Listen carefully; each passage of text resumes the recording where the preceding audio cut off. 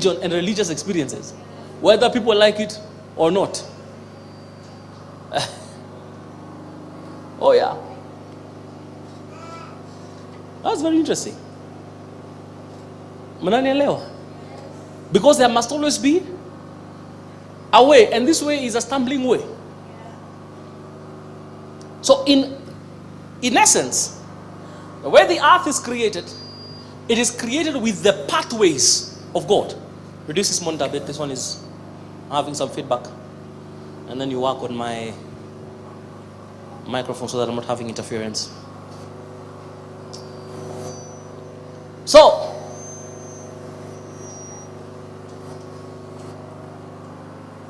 what was I telling you before I became a sound man?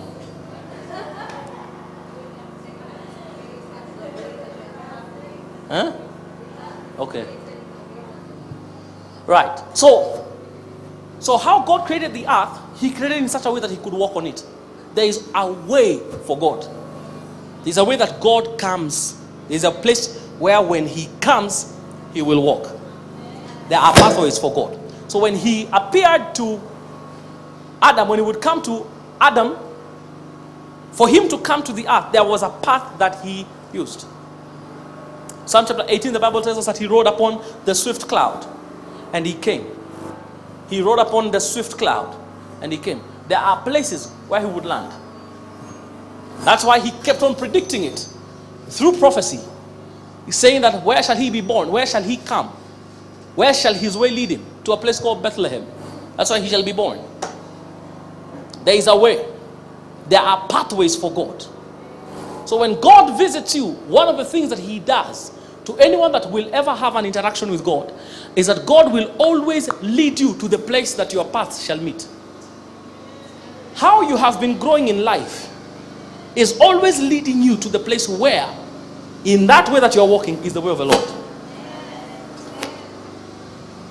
Something happened to the life of Joseph. He came to understand it much, much later. That God had sent him ahead of his brothers. The problem is that God did not use the way that was a favorite to Joseph. God did not use Joseph's favorite way. If things should have gone the way Joseph wanted them to go, Joseph would not have gone ahead in time. Now, it is not all trouble that leads you to the same direction. You have to understand that. It's not just because today it is dark that tomorrow there shall be light. The Bible says, are people dwelling in darkness? It is possible to dwell in darkness.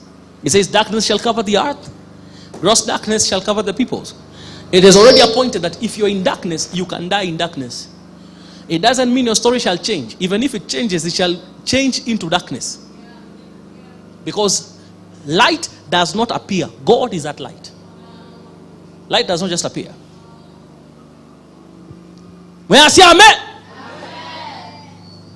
So everything that happens in the life of the righteous man must always lead them to that point where they walk in the way of the Lord. Everything that happens in the life of the righteous person leads them to that common space where they are led, so that they will walk in the way of the Lord. As I say this, O house of Jacob, come ye and let us walk in the light of the Lord. House of Jacob, come ye, let us walk in the light of the Lord. Let us walk. There is a path. There is a path of walking. And this path, the Bible says it is strength to the righteous person, the way of the Lord. But the unfortunate thing, as I'm telling you, is that when the Lord sets you on that path, especially when it has to do with redemption of time, then it is a very uncomfortable life.